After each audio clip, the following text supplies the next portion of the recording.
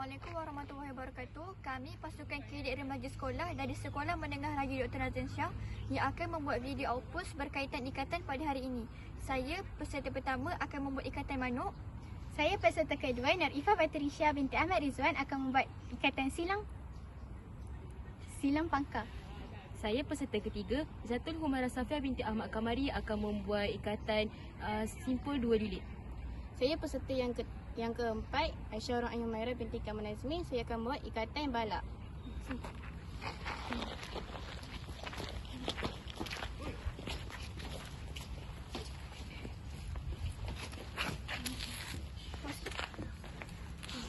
Ikatan pertama iaitu ikatan manuk yang berfungsi sebagai untuk memulakan atau menamatkan ikatan. Tunjuk ikatan, Jess. Tunjuk ikatan. Nampak? Sini, duduk bawah.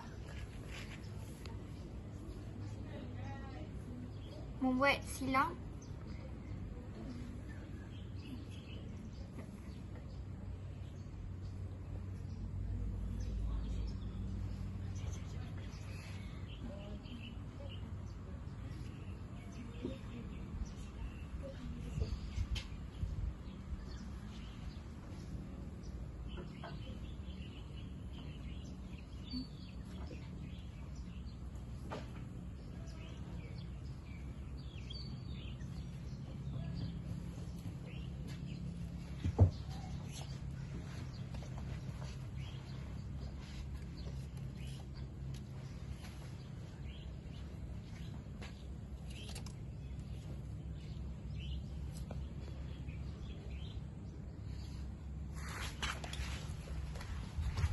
Seterusnya ialah ikatan silang pangkar.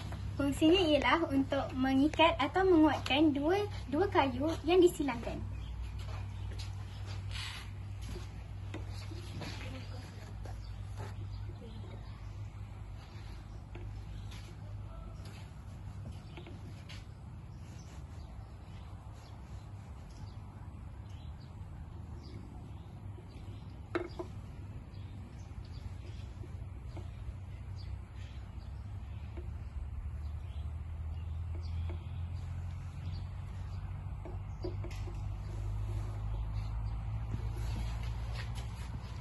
Kemudian, saya akan buat ikatan lilit 2 simpul yang berfungsi sebagai untuk melilit tali pada permukaan kayu ataupun permukaan yang licin.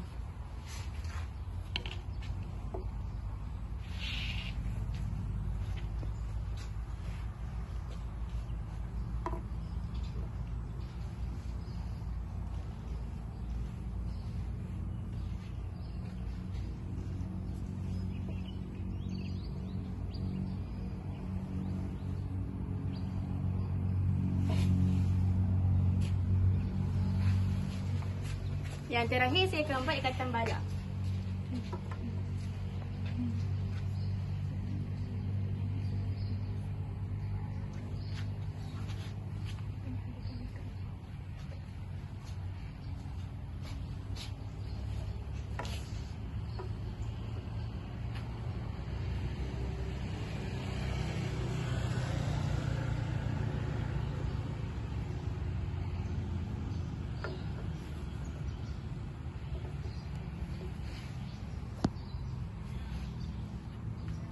Itu sahaja daripada kami. Sekian, terima kasih.